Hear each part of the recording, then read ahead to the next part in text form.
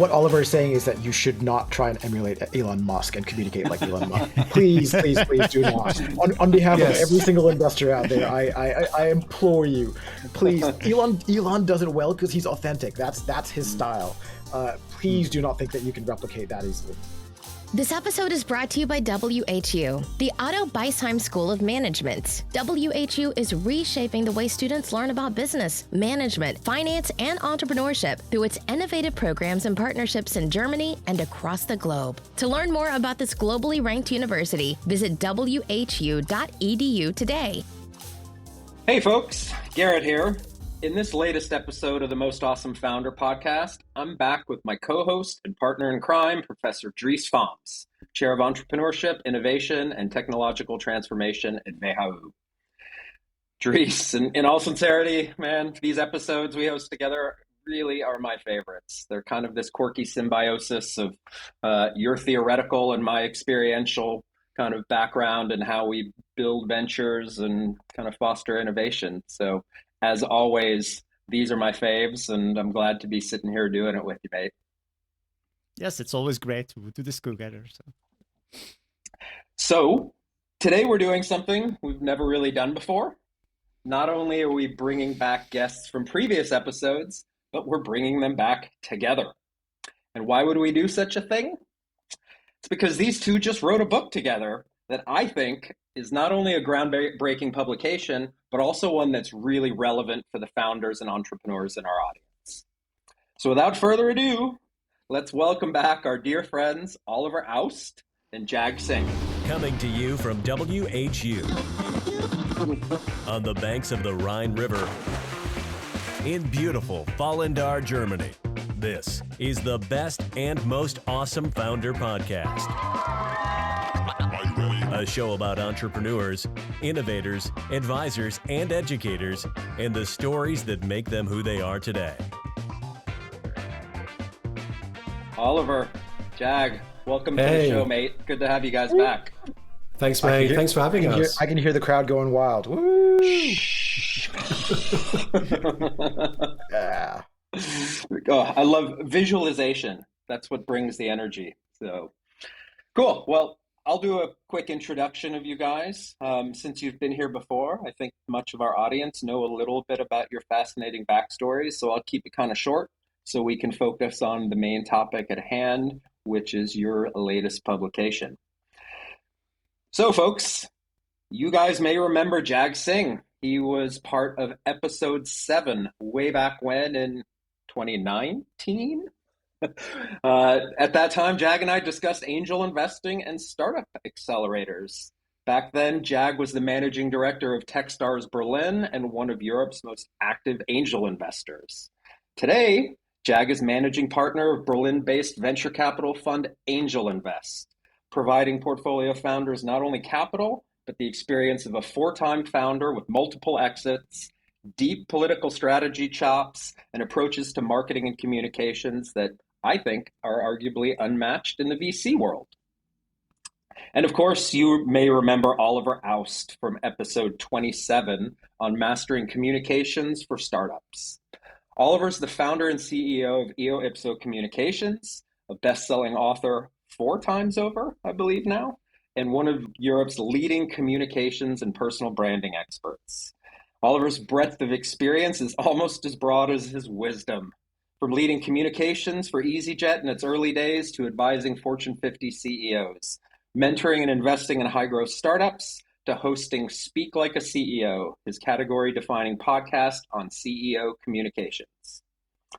And although their resumes stand tall on their own, what's perhaps most interesting for us today is that these two gentlemen have come together to write what has arguably become the defining book on startup communications. It's called Message Machine: How Communications Will Make You an Unstoppable Founder. Now, full disclosure, I am a bit biased. I've been reading excerpts of this book for quite a few months now, but I can honestly say that each time I pick it up, I take away another actionable nugget. It's really a great tool for startups that want to communicate with investors, with team members, customers, prospects, or virtually anyone they interact with in their roles of founders. So, without further ado, Oliver, Jag, welcome back. Let's do this. Excited to talk about your new book. Likewise. Thank you, Gerrit. Yeah, thank you, Gerrit. I mean, you sell us better than our moms do. I gotta say, it's awesome to be here with you and Trish. Thanks for having us. And I'm gonna be the Vanna White to Oliver's Pat Sajak, and I'm gonna plug our book as much as we can, visually and on audio. But again, thank you for having us. Really, it's really awesome to be here. Well, it's great to have it's you. maybe good to say. It's maybe good to say that Gerrit is also quoted in your book, not? I saw when I was reading it. So there is a yes, with profanities, indeed. Would it go any other way? Really, I feel like it would be off-brand if I wasn't a little bit more colorful. I'm still visualizing the fact that Jag is Vanna White and Oliver is Pat Sajak. Sorry, Oliver. I think Jag got the pretty one in the partnership. I don't even know who these people are. No, that's a very American reference. Wheel of Fortune from the early 90s. Anyway, yeah. So, as you guys know, we usually start off our episodes with founder stories, a little bit of storytelling, which of course is also a part of your book. But in this case, I think everyone's heard your stories, whether I butchered it or not. They got a little bit of a snippet for me. But let's start with a story of a different kind, which is how you two guys came together. How did you meet? What catalyzed you to join forces to write this awesome new book? Yeah, so Jack and I have known each other for some years as part of the Berlin ecosystem. And a couple of years ago, Jack and I met for coffee, and we were talking about what Jack would do next and what my plans were. And we basically talked about writing books. And we both realized that the seminar book on startup communications does not exist. We knew this because we were looking for it, because we wanted to read it. And when you can't find the book you absolutely want to read, and you think that lots of people out there should read because it's useful, and that knowledge is actually really hard to access for founders. So we decided to do it together, and we thought it would be done in a few months because how hard can it be? Because we already know all this stuff. So it's basically just writing it down from Jack's investor perspective and from my communications perspective and our different backgrounds. So, it would be done in a jiffy. And of course it wasn't. So it was much harder, right, Jack?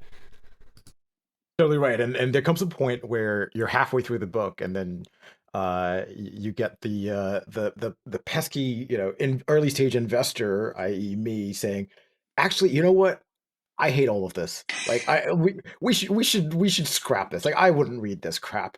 And then you go through the process, and then Oliver says the same thing like 3 months later. So you kind of get to a point where you start to realize, okay, actually, like we're onto something. Number one, because we're having real we're having real issues reconciling some of our differences from our different backgrounds.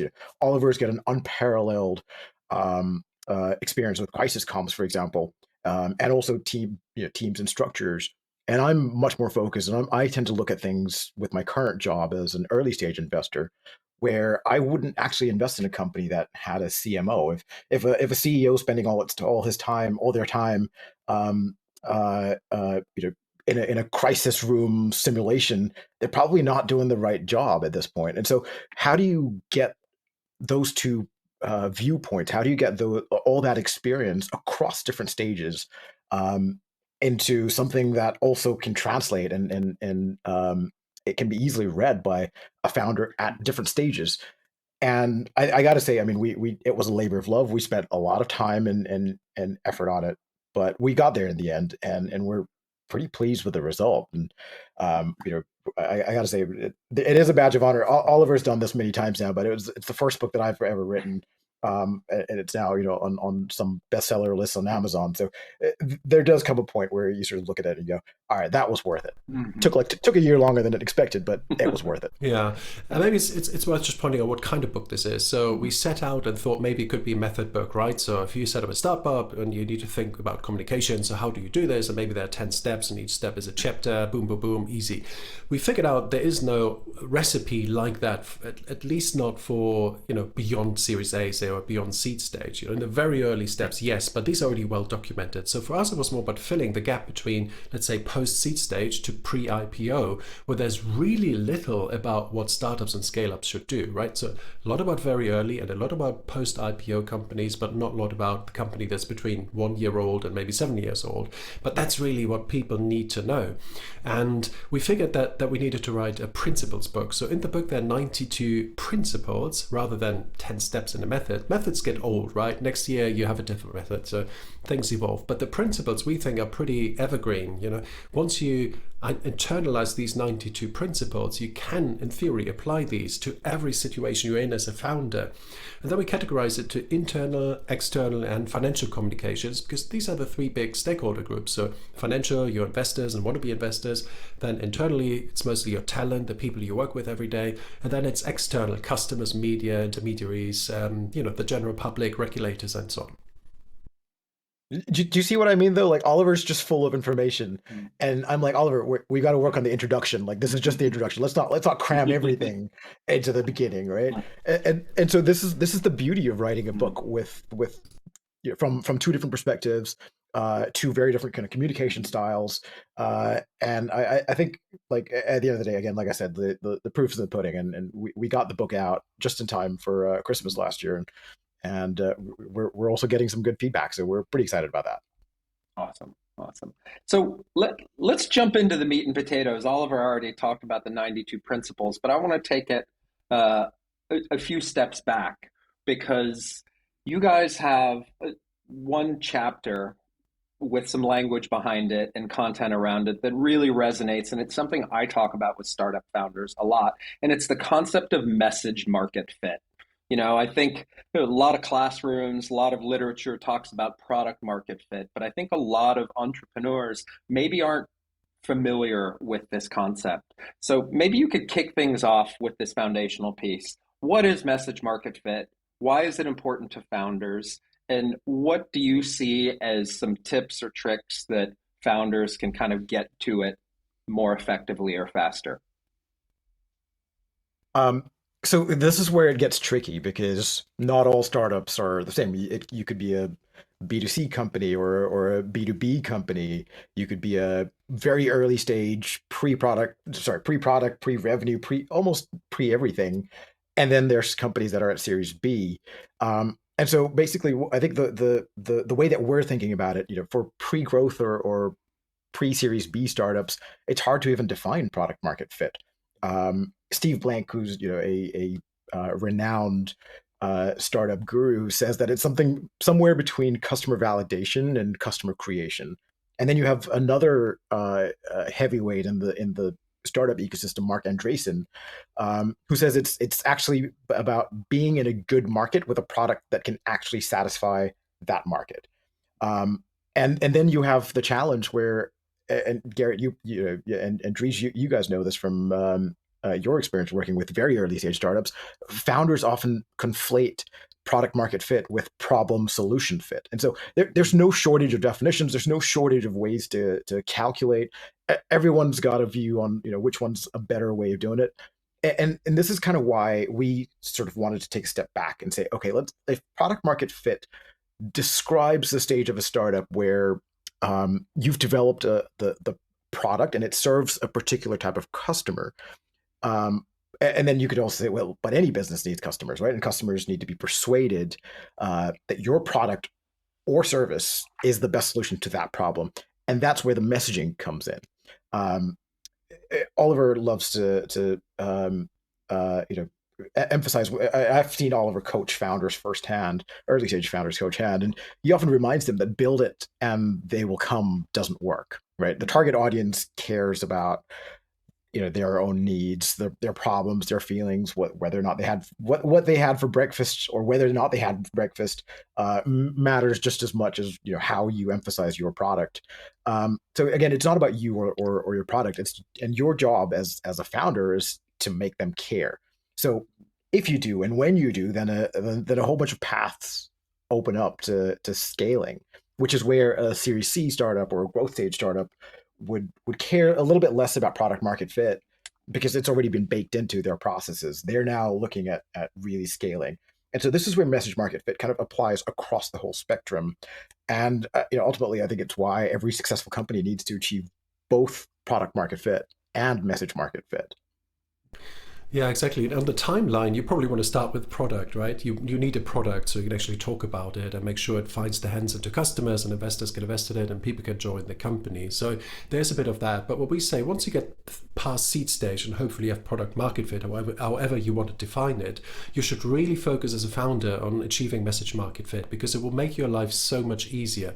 Now, if you have the right concepts, the right words, the right messages, stories to describe what you do, why you do it, and for whom it is good and what they get out of it, actually you attract investors, you attract customers, you don't have to chase them, and you also attract the top talent, and you attract the right talent, actually a good fit for you. So what we are saying is that once you get to product market fit, your top priority as a CEO, founder, should be to get to message market fit. Because if you have both, then you're actually in a very good position to scale the company and make it successful. And that's one of the key ideas of the book, really, and that's why it's called Message Machine. It's message market fit, product market fit. You need both. If you have both, you probably got to be very successful.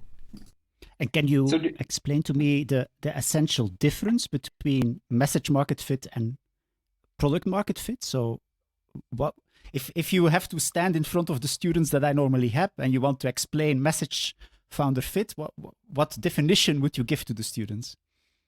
Sorry, I think this is the easiest way to think about this is if Oliver and I think about message market nirvana, it's that you've managed to enter a conversation that's already taking place in the heads of your audience.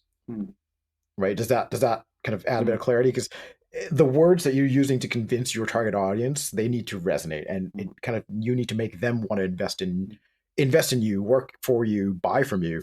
And so you end up attracting the people who really want to be part of that journey, or your brand journey, or your product's journey. And then you feel it when I think you start talking to prospects or investors, and they just nod and they want to know more, right? That's when you sort of go, okay, they're not highlighting over the price. They're actually recommending the brand. So it encompasses everything from word of mouth to the way that you position your product, to the way that you also need to listen to them, repeat back whatever you're saying, however you're describing your product. Does that clarify? Can you maybe also give a kind of concrete example of a company that you would see as a great example of a company that has established this message market fit? I think every company that's successful and has a good product. So you see a lot of companies that have a good product but never make it, right? In the end, they fail because people don't realize that there's a great product. And you see this now, for instance, look at AI solutions. So a lot of them will fail. Probably most of them will fail, even though they may be very useful. So the ones that win, they will be the ones that also have message market fit. And I think to get that message across is really important in Europe. And I say this as a continental Europe, and it's also good to check with other geographic backgrounds. In America and also the UK, people are further advanced. So it's often interesting when you have German or European startups going to the US to Y Combinator, for instance, and they come back, or Techstars also, they do workshops on that as well. And what they are being taught surprises them is that how important communications is, how important it is to really distill the difference between you and every other company out there. And that one thing that really makes a difference, and find the right words that resonate with people. So I think, in a way, this is a kind of a bit of a European conversation, and we want to make sure that we actually catch up and find this as useful as the Americans or the Brits do. And Jack, you were nodding, so you have a concrete example here you want to add, I think. I think it's easy to think of brands like Apple or companies like Netflix, but I like using slightly a little bit off-piste examples to talk about how Salesforce, for example, right? That's a company that's got real message market fit.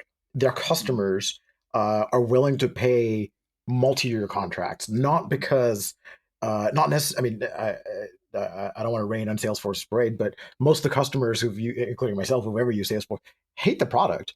But we love what it stands for. Right? It's clunky. I mean, it's getting better. It's getting better. I got to say. But sorry, there goes your Salesforce sponsorship, guys. But the point is, it's not necessarily just about the product. It's a way that any customer can then very easily go on and bring on another customer.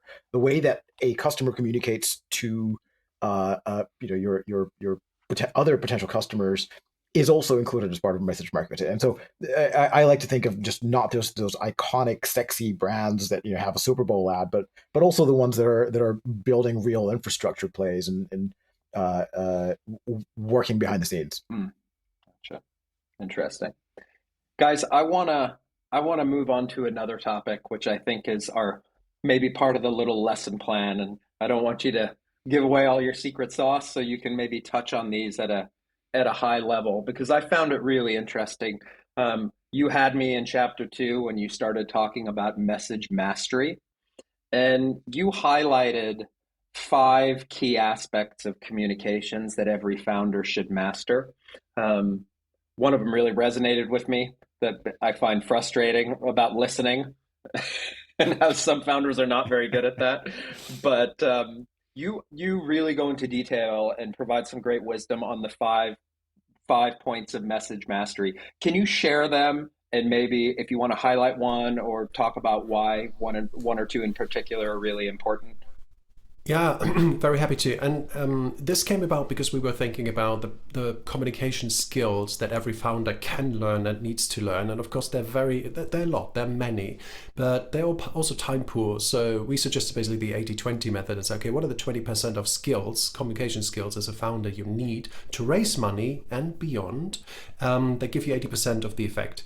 And one I would point out is definitely communicating with clarity. So have a clear message, have a clear story to tell. And I think this is what my team and I spent a lot of time on with founders, with startups, to help them gain to that clarity and really clearly tell the story they want to tell. It's all kind of there, but to be honest, it's very hard when you're sitting inside the bottle to read the label, right? It's easier when you're looking at the bottle from the outside. So clarity is extremely important, and it definitely beats complexity. Now, another one I would like to mention before I hand over to Jag is storytelling, and this is where you are quoted, Gerrit. So you famously said, I think on my podcast or probably many places, that founders have to do 2 things: build shit and tell stories. So we obviously picked that up as the theme for our subchapter.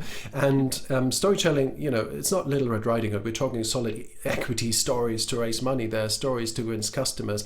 Why? Because that's how the human brain works. The human brain is not a fact-telling mechanism. It's a storytelling device, right? We tell stories and we understand stories. And stories are extremely memorable, but they also need to follow a certain structure to trigger those neurotransmitters you like to describe, and so we describe that. And there are certain steps you need to follow to tell a good story in business. Now I kick it over to Jag. He wrote the listening part, which is not surprising. Like Gerrit had very little to add on how to be a good listener. Well, I kind of borrowed a lot of or I took a lot of inspiration from my own journey as a founder, and then having been an investor now for the better part of a decade. And I've had the privilege of working with some incredibly talented investors. And one of them, for example, is David Cohen, right? Like, he's a founder of Techstars. Early one of the first investors in Uber, Twilio, SendGrid, a whole host of unicorn companies. And he was the one who kind of talked to me about this whole listening and active listening concept. As when you're a founder, you want to be able to respond to the conversation flow of that you're having with an investor. And so, and it applies also just to investors, by the way. I think it applies in a universal context. But what we were trying to get across is there's a core set of skills that every founder really needs to master. And again, there's a bunch of books, there's a bunch of resources that already teach founders how to fundraise, the tactics that you can deploy in order to run a very tight fundraising process. And I think it's even more relevant in times like these when capital is kind of drying up. And so we kind of drilled it or narrowed it down to those 5 basic skills. And again, there was a lengthy debate about which specific skills. But the reason why we ended up with these was just because, again, it came from personal experience, both as a founder. I wish I'd listened more to how my investors were responding to the things that I was saying. I wish I'd listened more to my employees when I ran a company. I wish I'd listened more across the board. And so there's a great quote from Sam Altman. I think we included it in the book where he sort of said, one of the ways that he wants to vet an early stage company is by thinking about their communication skills. And so the five concepts that we or the five key aspects of communications that we wrote about in the book, Sam kind of summed it up, right? And he's like, are they good communicators? Basically, because if someone can't communicate properly or clearly, then it's a real problem. And that's as simple as it gets. I'm obviously plugging the book for just over $20. You can get it on Amazon. But the point is, again, once you communicate with exceptional clarity, and then and you can identify and I understand your audiences, a whole lot of things just fall into place. And that's really what we wanted to get across, that your personal communication skills are probably one of the biggest determinants in whether or not your fundraising is going to be successful. I want to ask a follow-up on this, because I really like the way you structured those tools. They're really kind of and skills that are really kind of easy to understand. But one of the questions that came to my mind is, what are the soft skills that make people the masters, right? It's one thing to, actively listen, or, to communicate with clarity, that can be kind of trained, these specific actions. But I think about what makes people masters, and it's those soft skills like empathy or compassion or whatnot. Do you find that is there a level up that differentiates the good from the great when it comes to mastering these techniques? Are there certain types of personas that will excel at it while others would just be competent? And maybe before you answer, because I think this is a crucial question, because at WHU, I really spent a lot of time with my students to train them in storytelling. And so the first thing that I'm saying, look, if you pitch a startup, it's not a fucking McKinsey presentation, because our students tend to be very good in McKinsey presentations and very bad in storytelling. And then I give them all the kind of basic stuff that you also very nicely, I think, explain in the book. And then I look at their pitches and they're still terrible.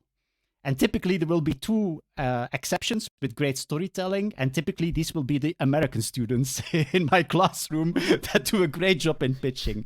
So there seems to be something intangible that seems to be very difficult to kind of codify, which makes a distinction between a good storyteller and a bad storyteller. And so I really would like to know, how can we make our students better storytellers? I love those questions. And this is a bugbear. I completely share that with you, Dries. And at the meta level, it is definitely was the case in Europe. That's from Aristotle, from the ancient Greeks, to at least JFK and that point in time.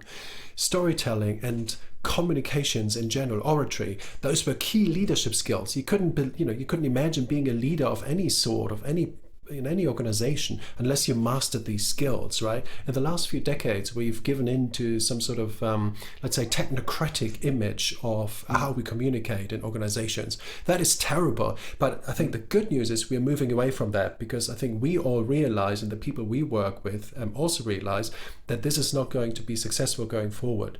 So that's sort of, when I look at it big picture, that's the underlying reason. We're not teaching these skills, at least not in Europe, in schools or universities. On the contrary, we're teaching things the wrong way. We're teaching fact-telling instead of storytelling. Yeah. Everyone can tell facts. Facts are out there. I can go Wikipedia, lots of facts. I can go and ask ChatGPT, lots of facts, right? But what we're talking about is the human element. So, and to answer to sort of loop in Gerrit's question, what's that extra level that gets you from good to great? I would say two things, in addition to empathy and the things you mentioned. One is you have to take it really seriously. You have to sit down, unlearn the skills, the terrible things you were taught in the last 20 years. You have to do that. You have to go through that process and then open your mind to the actual communication skills. And everyone can learn these, right? It doesn't matter you're introvert or extrovert. In fact, I find that introverts often become better communicators because they take it more seriously. Like an extrovert, he goes on stage or she goes on stage, just talk, right? I'm pretty good at this, I'm a natural, great, right?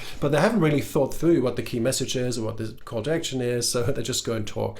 The introvert, however, spends a lot of time preparing, a lot of time practicing, and therefore manages to connect with the audience and deliver. So everyone can learn it. It's a set of skills, and often it is just taking it seriously and spending some time developing it.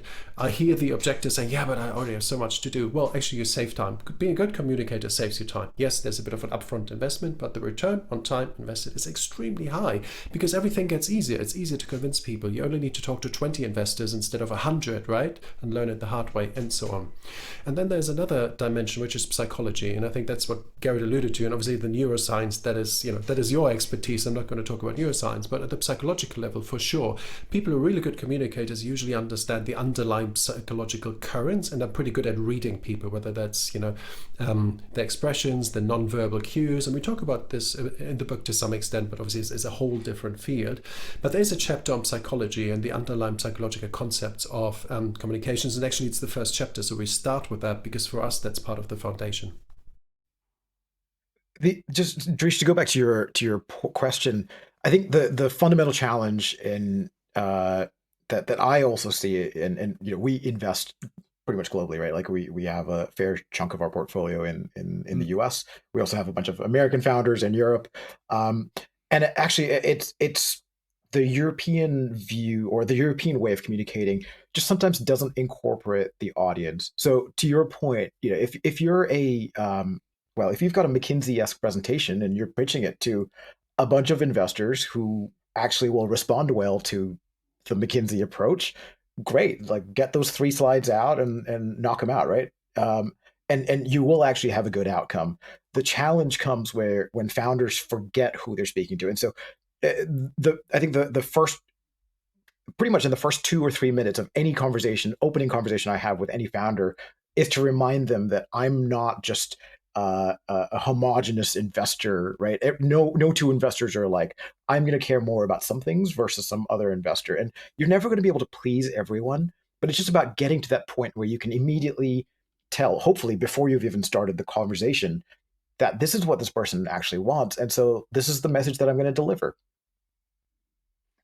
It's such an interesting point that, you guys were talking about it a little bit in message market fit topic, which is like kind of meeting people where they are and reaching them in the language that they want to hear. And it's something that I tell founders a lot is, pitching to investors is 80% research and 20% presentation. It's understanding your audience as effectively as possible.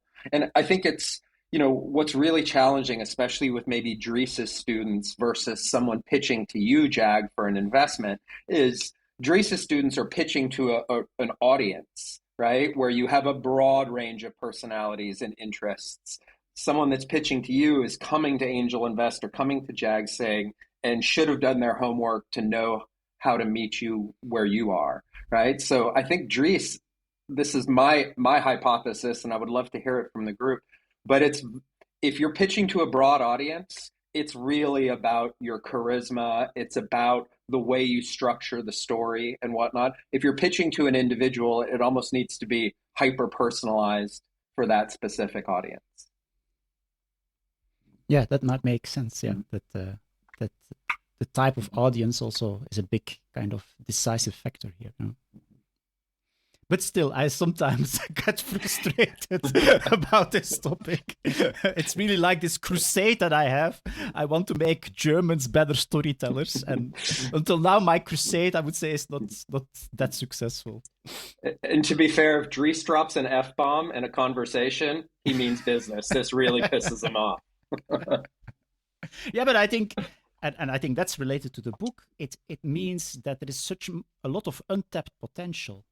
If I see a lot of great ideas of our students, and then it's like, yeah, you have a great idea, but you're just not selling it, and that is sometimes quite frustrating. But you also want them to be authentic, right? And look, as someone who's run an accelerator, who ran several accelerators, I think I hated putting my founders in situations where they had to pitch to a room of, or they had to pitch to more than 2 or 3 people. Because even the power dynamics there, and again, this is something that we talk about.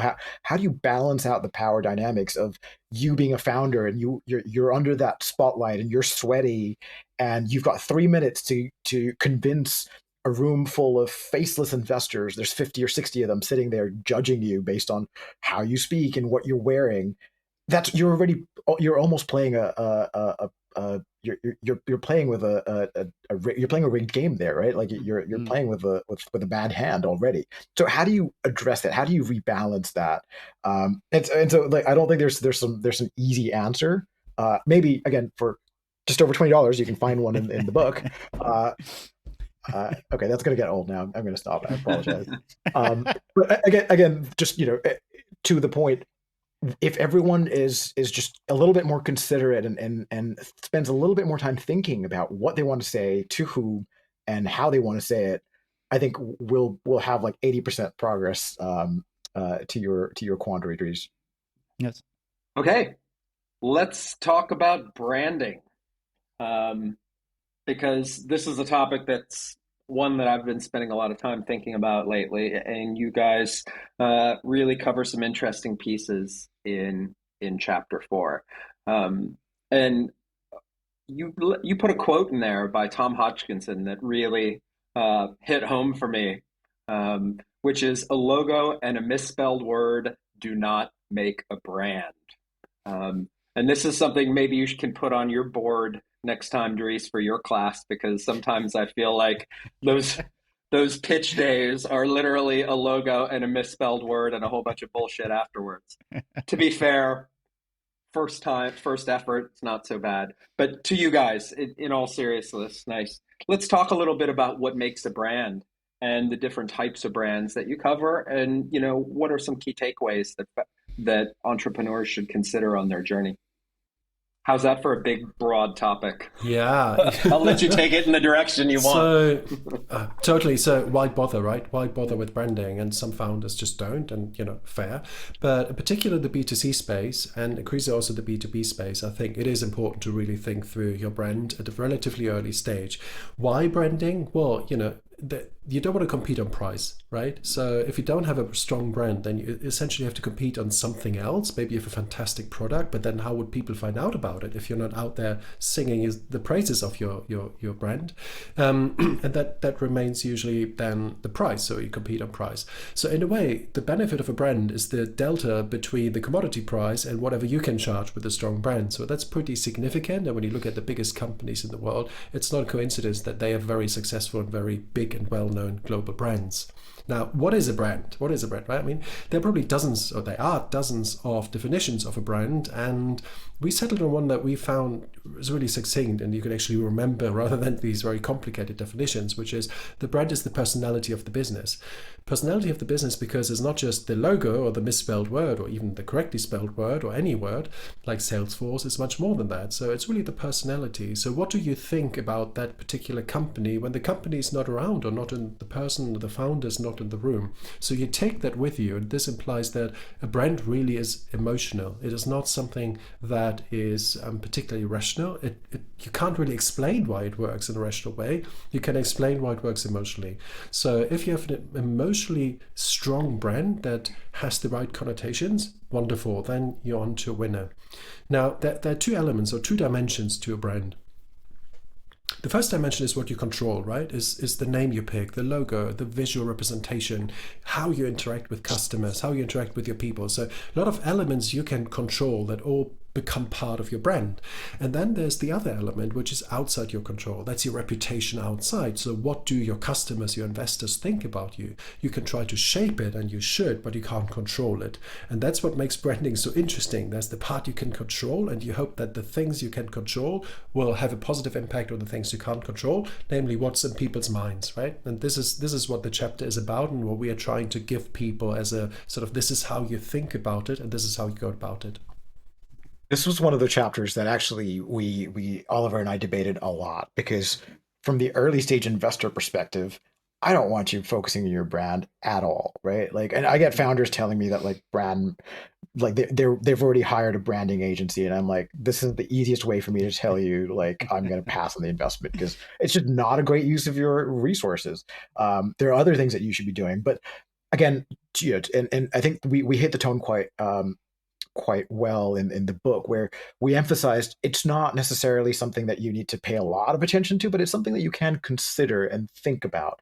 And also you want to factor in how the brand evolves over time, right? And so to Oliver's point, and I think that again, the if there's a TLDR, it's basically that founders just need to align their brand strategy with their business goals and their target audience.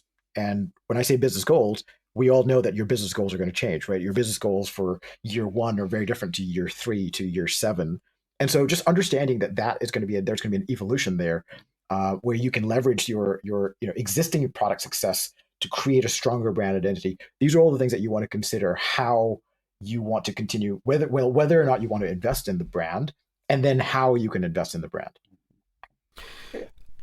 I want to ask you guys something that I thought was, from my experience, maybe one of the more controversial topics in this chapter, which is the idea of personal branding, especially personal branding from the founders, because I think there's a lot of pitfalls that can occur in that space. Like, one thing is egos can go through the roof. Another thing is, and something that I've experienced is, it's very difficult for founders, especially early founders that have only done it once or twice, to separate their business from their identity, right? They get very attached to that journey of the business. Oftentimes the founder or founders become the face of the business. And in the end, brands scale, people don't scale in the same way, right? And I think you talk a lot about accidental to intentional branding, how you grow a brand. And then you talk about this piece on personal branding, right? So is personal branding something that a venture only focuses on at a particular period in time? Or is this something that needs to grow as the business grows and the visibility and the kind of identification of those people's brands continue to evolve? I don't think venture even looks at personal brand until much later. It's media that really focuses on the personal brand. Mm-hmm. And so if you're leveraging media to then get to venture and to drive hype and drive FOMO, then that's where it can work. But investors, I like to think we've gotten pretty good at looking at how the personal brand of a founder can drastically affect the outcomes that we're looking at. But again, it's very much you're building that personal brand in order to leverage success. Even if you think about some of the more divisive or challenging kind of founders, Sam Bankman-Fried, Elizabeth Holmes, right? They were leveraging their personal brand again in order to garner media attention, which would then translate into either customers or investors. When Elizabeth Holmes was starting out, like, what was her personal brand? Like, she back then she hadn't changed her voice. And I'm talking like super early, right? So these are all things that come a lot later once you've already established the kind of scalable, repeatable processes for your company, and then it gets a bit easier to build your personal brand. But again, this is an area that Oliver and I spent a lot of time debating and trying to get right in the book. But Jag, just to follow up on one piece, I want to hear your answer too, Oliver. But Jag, you and I actually know of founder teams that you and I have both worked with that where very much like the founders loved being in the spotlight and the media, loved the attention, wanted, put a lot of effort, sometimes more effort into the personal brand than into the brand of the business, right? Where the founder was visible in probably greater ways than it was like the company was just the validation or the reasoning why that person was getting more and more exposure. There's a delicate balance that needs to happen there where the founder should be present and have a brand, but not too much that they become the kind of center of gravity around it?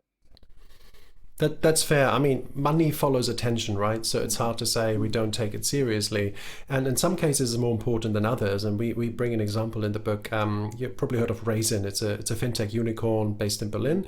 And the founder, Tamas Georgadze, he told me on the podcast, and we picked this up in the book, that he had to build his personal brand. He definitely didn't want to. I mean, this is quite an introverted finance guy, right? But he didn't want to do it, but he had to do it. He said, I'm paraphrasing, probably butchering his words, but he said, like, look, I was sitting in this little office and in Berlin, a guy with my name who would give me money, right? It's completely unthinkable. It sounded super fishy, he said, if you put it like that. So he went out and used his persona to build a personal brand, which then helped the company get investors and get customers. So I would look at it case by case basis, but in general, I err on the side of, yes, be out there, speak about the business, use the attention you're getting to follow up or to make your business objectives reality. But yes, it can go too far.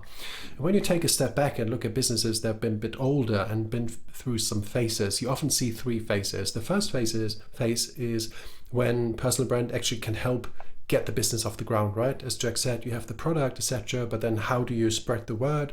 And you use a personal brand, you use the founders and the voice and the face they can give to the business and the product. Phase 2 is where you want to focus on building the company brand, because as you said, Gerrit, the people don't really scale that well, the personal brand. So you need to scale the company brand also because you don't want the business to be dependent on the founder's brand. That doesn't make it very valuable. So for many reasons, phase 2 is usually when you have a lot of people or several people in a leadership team who can speak on behalf of the company, but no one is necessarily that Uber-ich who's immediately associated with it. And then often there's phase 3 where the original founders think about what am I going to do next? And then they try to sort of reinvigorate their personal brand or build it in the first place if they haven't done so, because they don't want to be associated only with that particular company. They're thinking about what's going to happen next in my career and my life. Gotcha. Just to double down on that point, I think a great example is actually Adam Neumann from WeWork, right? And so we often think of Adam as this. I mean, you can't think of a better example of someone who kind of creates gravity, whether it's in real life or in the media. But people weren't flocking to WeWork because of his personality. Yeah, obviously, a large part of his personality was embedded in the DNA of WeWork. But people were going to WeWork because of the way that they perceived the brand of WeWork. Which is ultimately why he was so he is so wealthy, is because he managed to keep hold of the brand, right? The brand rights for WeWork. And so again, like we often misplace our perception of how strong someone's brand is, and we sort of if you ask investors, they're automatically going to think of Adam Neumann when you say the word WeWork. But if you ask the person who's renting an office space in one of the many WeWork spaces in Shanghai, they're not necessarily going to know who Adam Neumann is. They don't care. They went to WeWork because of WeWork itself, the brand and what it stood for. So I think we want to make sure that, again, we don't conflate media attention with brand success. Right. That's a good point. All right, guys, we have covered comms, we've covered messaging, we've covered branding. We also covered that the book is available on Amazon for roughly $20. Yeah. Was it $20? Leave a review, please. You'll get another plug at the end, guys. Hold tight. But let's talk about another big, broad subject, because that's one of the things I loved about you guys' book, is you took very large topics that are maybe a little bit complex and opaque, and you really kind of looked at them through the lens of communications, which I found super, super powerful. And one of the ones that I really appreciated, which I think is arguably the number one failure point for startups, is team and team building. You guys actually dedicated a whole chapter, I think it was chapter 7, on this topic of like the people behind the message machine. And what I'd like to ask you is, like, what role does comms play in helping founders build like really exceptional teams, right? What can they learn from your book about the evolution of their venture and the human resources that kind of need to follow suit and evolve with them? Nobody wants to answer that question, or everybody's on mute. I can't tell. Sorry, I was muted.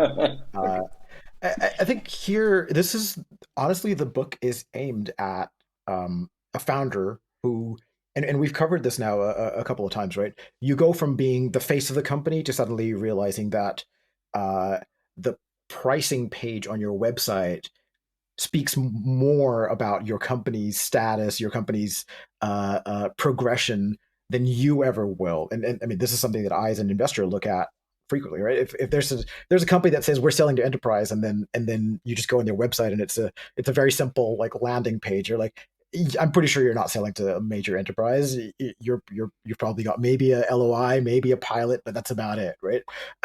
So again, as founders grow and mature, not just as founders, but also as people, they start to realize that they can't do it alone.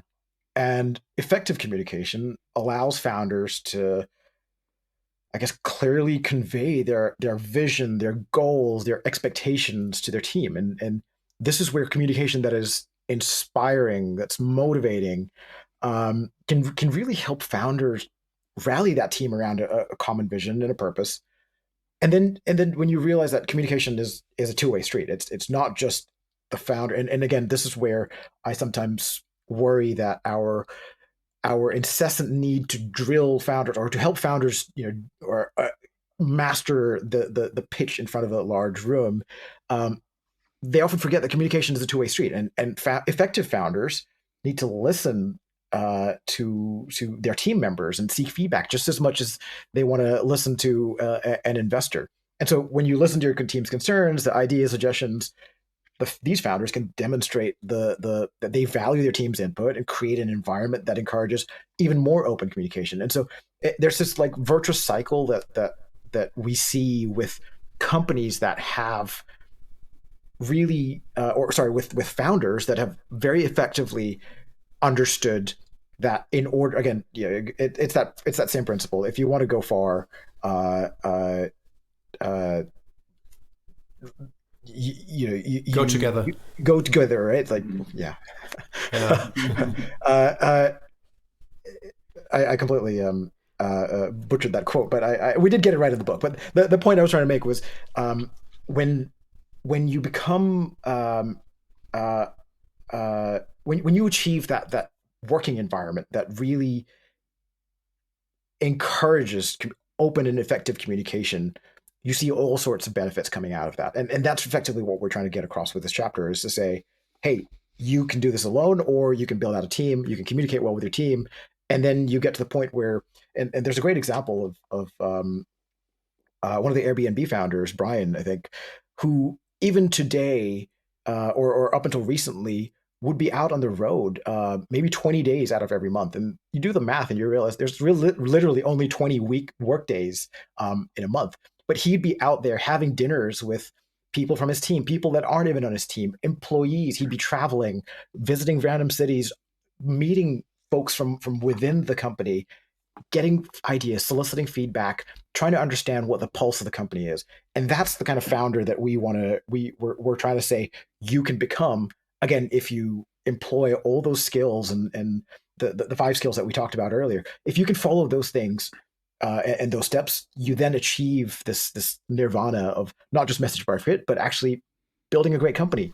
Yeah, and building a high performance team, right? So a team that's really crazy productive, and that's what every founder wants. And just to add to and underline what Jack said, founders every founder wants results, right? Everyone wants results in their team, their business. The problem is you can't really dictate results. You can't miraculously make them happen. So based on the analysis Jack outlined, we really dissected how you can get results, how you can get a high performance team. And it's not just telling people, it's not just listening, it's a bit more to it, and there are certain steps that need to be followed in the right order for it to happen. So it's worth actually spending a few seconds on this. So you have to start with positive communication. So if you have negative communications at the beginning and just tell people to just get it done, not in a startup environment, actually, very few environments does that command and control work these days. So positive communications. reinforces a strong culture. And obviously, you can talk a lot about culture, but strong communications reinforces a strong culture, which leads to shared beliefs and values. And shared beliefs and values lead to desired behavior. And this is really what matters, right? So some people say, what's culture? Well, culture is what happens when the boss is not around. So these desired behaviors, regardless of whether someone's watching, looking over your shoulder, because you understand these behaviors, you internalize them, you believe in the company, believe in the culture and the mission, that's what leads to a high performance team. So again, to sum it up, it's positive communications reinforces a strong culture that leads to shared beliefs and values, and that creates the desired behaviors on a day-to-day basis, and that is the foundation for a high performance, crazy productive team. Can I maybe give a bit of pushback here? Because I also see a big risk here, namely, you do a very consistent, strong communication that contributes to very strong culture building, which in the end can also trigger a situation where it becomes very difficult as an individual in such a high performance team to question the current situation, because you have kind of created such a strong narrative that when you have the idea that the narrative is no longer fitting with the reality of your company, that you might actually get into a trouble. And I think today, quite some startups might face that problem because they are now in a different reality than 2-3 years ago. And how can you then kind of deviate from that very strong culture kind of narrative that you have built in the past years? You don't want to create a cult, right? You're totally right, Dries. There is this risk. We see this risk very clearly. So what we are saying is that the strong culture needs to be based in terms of internal communication that reinforces the culture on push, pull, and exchange. So it's not just pushing it out, right? This is it, take it or leave it. It's to pull. Okay, what do you guys think? You need to actively pull the information, the feedback from the team, and we show that there are certain ways of doing this. And then it's exchange, and that's what Brian at Airbnb does, as Jack just described. Just sitting down, one-on-one, having a meal with someone in the team. Doesn't have to be a direct report. Just keep your ear on the ground. Say, okay, does this really work? Does this make sense? Because what we see a lot, and the data backs this up, and you're probably aware of this, that leadership usually thinks that strategy and business objectives have been clearly communicated because it's clear to them. As crazy numbers like 80% of leaders believe that, and maybe 20% of employees believe that, So there's a clear disconnect. There's a clear gap between, understanding what the strategy and the direction of the business is between leadership and employees. And startups are better, I think, in general, because they're not as, siloed as big corporations. But still, there is this gap, and if you want a high performance team where people are aligned and work towards a common goal, you need that strong positive communications. Yes, not a cult, but you want also the feedback. That's true. This is sorry, go ahead, Jack. No, just to add a bit of flavor here. So this actually came, a lot of this came also from when Oliver and I were trying to figure out how to make this come to life, and so. Some of the listeners will know that I worked in politics for over a decade, and we used to have this saying when we were running political campaigns and helping people get elected and helping ideas kind of get across the line, and especially when you're working in such a communications heavy kind of environment. A political campaign is essentially an ad machine, right? Like all you're doing is just pumping out comms and making sure that you're targeting the right people, and then measuring the conversion rates million times a day. And so we had this saying internally where we'd test out a strap line, and then we'd go, oh, cool, wait, this is really going to resonate. And there's an internal benchmark basically that says that when the internal staff or the team that's working in the political campaign has heard it so many times that they're ready to puke, that's the moment where the public actually starts to listen. And so the same concept applies to startups. We often think that, and even mature companies, we often think that people understand what we're about, and actually, I have this problem even today at Angel Invest. We're a fund that's been around for 4 years now. We've invested in hundreds of companies, over 100 companies, and people still think that we're something else when we may not have gotten the message across. Guys, I feel like we could spend so much time talking about this topic. The topic of culture fascinates me. I had someone say to me, I was meeting with a mentor today, and he said, culture drives strategy, and strategy doesn't drive culture. And I was unpacking it, and I remembered the line from you guys' chapter that I actually highlighted that said, you can train for skills, but you can't train for culture. And I think this is a really interesting thought exercise a little bit, right? Like when all things are created equal, it's really important to hire based on values. I think this is a struggle that many founders have, right? Where you're like, damn, I just want to take off a hat and I want to like give it to someone that's an expert in this field. And this is interesting. Maybe I will segue on this real quick, Jag, to you specifically as an investor, which is, sometimes investors tell you should hire the best damn talent that exists out there and find the rock star and bring them on board and build a rock star team. But they may sometimes be culturally in conflict with someone who may not be as much of a rock star, but is very aligned with, the purpose and the mission and the values of the organization. Do you have a preference? And does the book just kind of answer that already with the quote I just read? Pretty much. I think the simplest way to think about it is: are you building a long-term company, or are you just trying to get some quick funding and please some investors? Right. Again, the point is, in who are we trying to please here? Who's the real audience? And so again, if it's legitimately to impress your investor who says, "Hey, I've got this person who's he or she are performed really well at the last 4 companies, and they're going to be amazing at this company," great. But again, ultimately, this is your company, and this is something that I often remind the founders that even the ones that I'm backing, and I'm saying, hey, this is your company at the end of the day. You're the moron who's maxed out your credit cards and taken a home loan, and you're the person who's sticking your neck out of the line here. This is your company. I'm lucky enough and fortunate enough to be on your journey. But I know that there's different ways of looking at that situation. Right, guys. So many things I want to cover, and we don't have the time. So I tried to distill my last question to you in a bit of a rapid fire format, and it actually refers to my favorite part of the book, which is the rapid fire Cliff Notes version of the book that you guys call 92 Communications Principles for Unstoppable Startup Founders. Hits home. So let's play a little rapid fire Q&A game. All right. I'll name the principle and you respond to what it means and why it's so important. We got to keep it kind of brief, otherwise we could be here all night, but I'd like to get through a few of them that I think are really poignant and could use a little explanation from the brains behind it. Okay? Ready. So let's go. I'm going to start with number 1. As a company grows, its biggest challenge always becomes communications. Explain.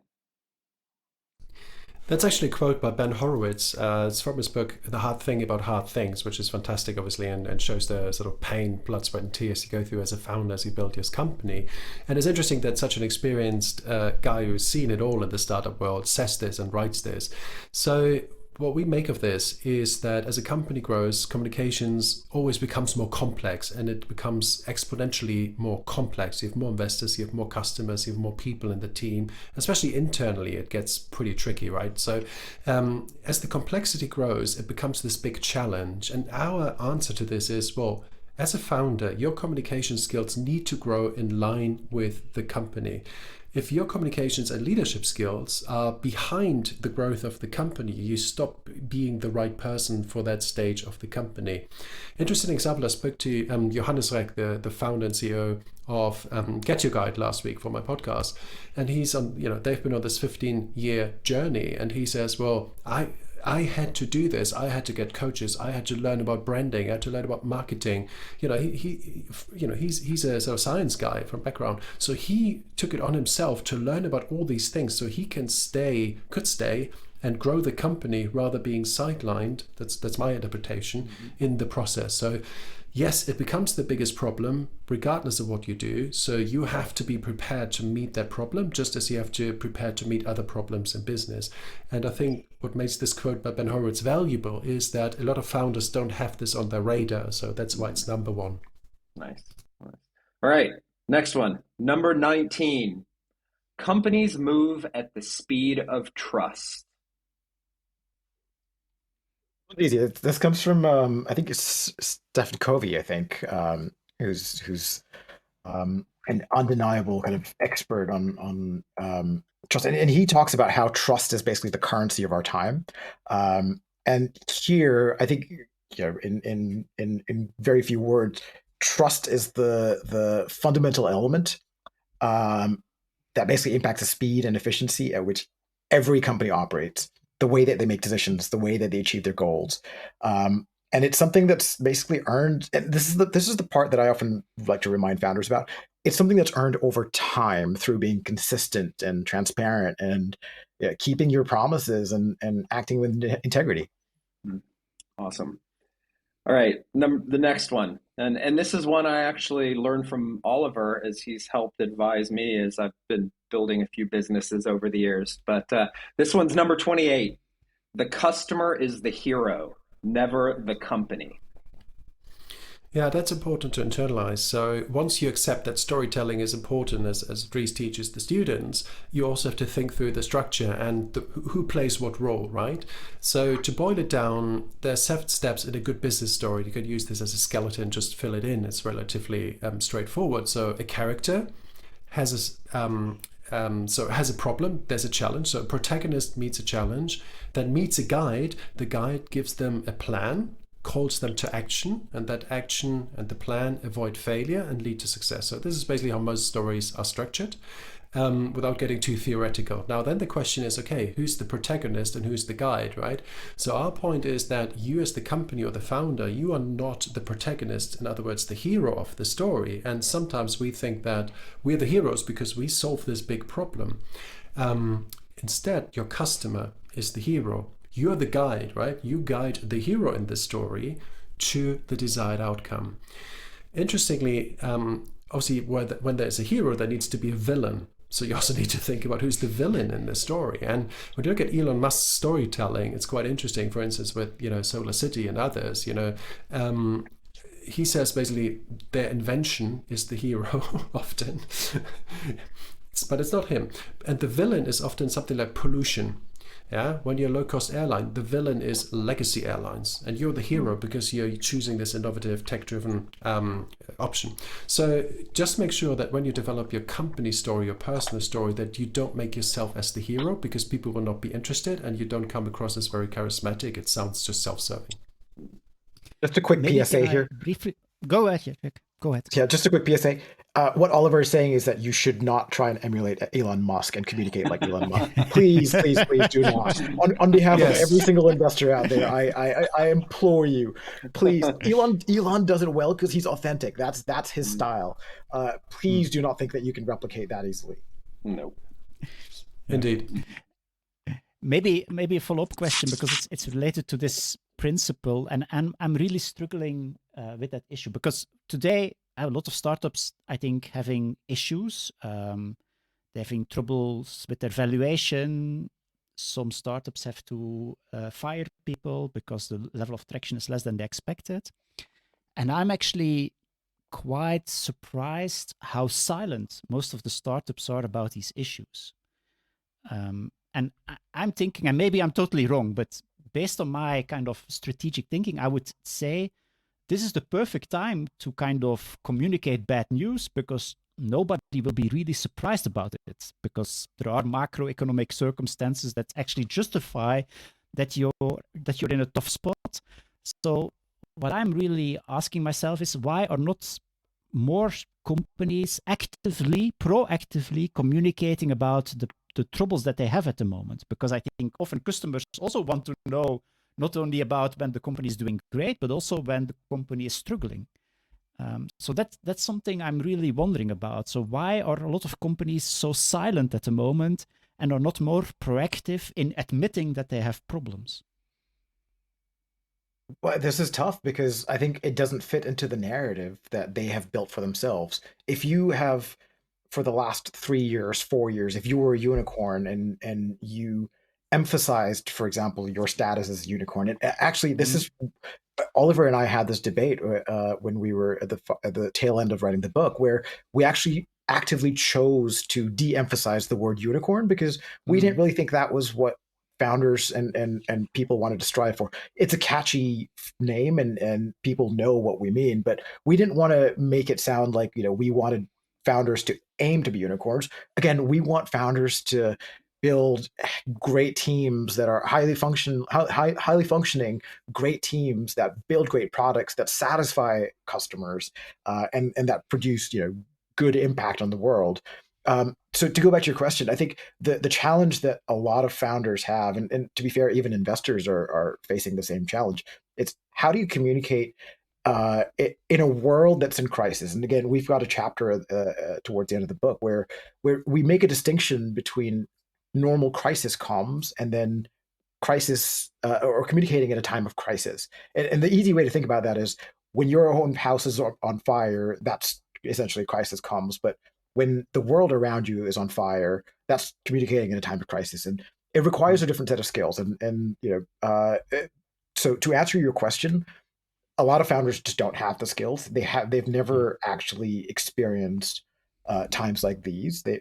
Or even if they have, they've gotten very accustomed to the zero interest rate kind of phenomenon era that we lived in over the last few years, the ZERP era, where they were building ZERP products and they built ZERP teams. And so they're now having to be a little bit more adaptable.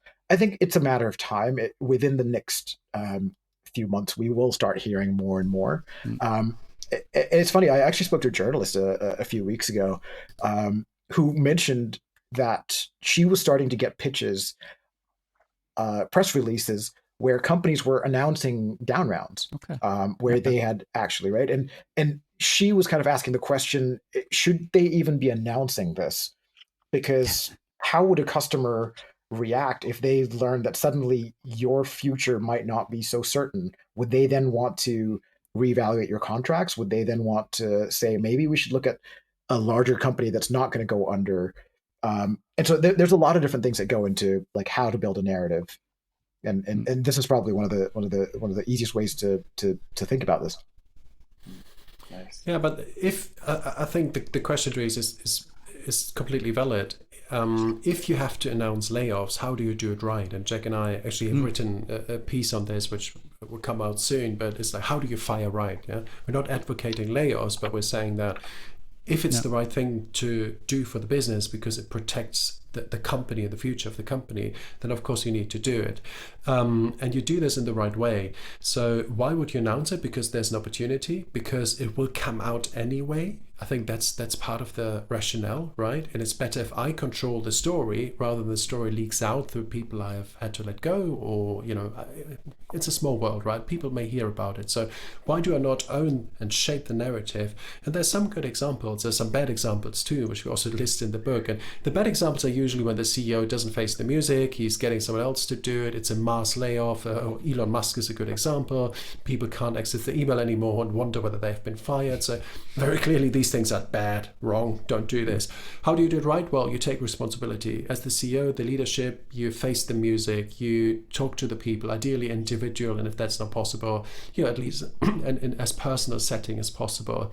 You don't give them any BS, right? You be transparent, you be authentic, and you also try to help them find new jobs. And there are some good examples where CEOs went on LinkedIn and said, unfortunately, we had to let these 10 people go. I can vouch for them. They're fantastic. I absolutely recommend them. And as a result, these people found new jobs very quickly. So this is a good way about it. Also, what you need to keep in mind is that if you have to let 20% go, there's still 80% of the team, and you need that 80% to perform, right? That's the big risk, that you destabilize the organization because it's not handled properly, and then you enter this downward spiral of another layoff, customers run away, investors get nervous, etc. So you want to reduce the uncertainty on the side of the people who are still there, and over communicate with them to ensure they understand the mission, they understand why this had to happen, and ideally that they are safe now. So you want to get ugly early in a way to protect everyone else who's staying, so you can focus on the mission again, rather than the sort of salami tactic of communications and sort of drip feed of information. That's what you want to avoid. And if we talk about trust and building trust and credibility, then you can. I've seen this couple of examples a couple of times in our portfolio companies, and I've been recommending any of our portfolio companies that have to let people go, again, because out of the need to preserve the company's future, you could actually very, very easily communicate to your existing employees how much you care about the people who've just left by making it a KPI to show how many, what percentage of people have now found new jobs, right? And if that number is almost, staying at 40% for a few weeks, well, it's not a priority for you.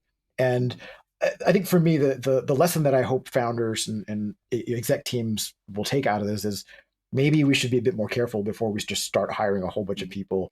I like to believe that we always learn from our mistakes and lessons. We learn from our mistakes and we learn a lot of lessons. And hopefully this isn't one that we repeat over again. Yeah. Dries, I love that you asked that timely question, but you guys also just butchered my rapid fire section. So I'm going to narrow down the rapid fire to just a couple more because I don't want to miss them. And one of them is one that I actually learned from Oliver not so long ago, and it really is something that I've been pondering. This is number 41. Customers don't buy what you're selling, they buy the outcome. Please explain. Yeah, exactly. So it's benefits and features, right? But if we take a step back, customers are not interested in us, in the companies we build, the products we developed, right? They care about their own needs, their own pain points. So they want the outcome. And I think in selling and marketing, sometimes the mistake is made that people focus on the product and the features. They focus on, what they believe makes the product great. And of course, the more you talk to your customers and more that you discuss the pain points with them, the clearer picture you get, and you can actually address, the outcome that people want. And often it boils down to a few things. It can be wealth, it can be health, it can be connection. These are the big three, right? Where does it fall into? What does my product achieve? Does it achieve more wealth? Does it achieve more health? Does it achieve more connection? And maybe saving time is a fourth one. But that's really it. There's this great quote, which a lot of people may have heard, as one famous Harvard marketing professor who said, people don't want to buy a quarter-inch drill, they want a quarter-inch hole. And we looked at this and thought, actually no one wants a hole in the wall. What they want is a picture on the wall. So you're not selling a quarter-inch drill. What you're selling is, hey, we will empower you to have a picture on the wall, and that's what I want. I want a pretty apartment, so that's why I want. So when you look at all your messaging, look at your sales materials in marketing, I think it's really worth questioning: am I selling the outcome, or am I selling my product? So take a good hard look at that. Great. Okay, last one, the shortest one. And I found it very poignant, but number 73, culture is destiny. This is the easy one. This is the easiest one because it tells you everything you need to know, right? The way a group or organization thinks, the way it behaves, the way it operates, as influenced by its culture, will determine its long-term trajectory and outcomes. And rapid answer to a rapid question: how people are with each other determines the outcome. Plain and simple. Great, poignant answer. Guys, I wish I could go through all 92 of these because it's really nuggets of wisdom. And I gotta say, this book is I'll do the plug this time and hold it up. But the quote on the back, turning communications into a superpower. As a person that loves the spoken word and believes that all good founders need to tell good stories, to have a reference guide and to have these kind of principles, breaking it down in a sophisticated but easy to understand way, I haven't seen anything like it before. And you guys are my friends, but I can honestly say this is one of the more valuable books about building a venture that I have read in a long time. So really well done. I wish we had time to dig deeper, but so it goes in this format. So I want to thank you guys very much for joining us today. And before I close the doors on this chapter, want to give a quick plug where we can find you, where people can find your book, and how they can dig deeper into this really exciting topic. Right, that was my cue, right? Finally, yes. You go to Message Machine, just messagemachine.com has all the links that you need. We're in the process of adding some bonus content and material because founders have been messaging us and letting us know that they'd love some of the concepts explained a little bit more. And again, there's a lot of stuff that we're building on top of work that's already been done out there. And so we wanted to just kind of make sure that we create a hub that people could come to discover more about how they can build their ultimate message machine. It's not what we're saying you should build a message machine. It's your company at the end of the day, and you're building the message machine. And in addition to the book, which, as we said, is pretty evergreen and timeless, there's also the Message Machine newsletter, which we send out every week. And if you go to my LinkedIn, for instance, Oliver Aust, just find me on LinkedIn. It's easy. There's a link to the newsletter. Sign up. You actually get the first part of the book for free. And the advantage here is that we look at very topical and very timely topics. So things like how to fire right, how not to screw up your all hands meeting, or how to raise money when you actually fuck. So the things that worry founders right now, we look at in the weekly newsletter, because obviously that's more in the here and now.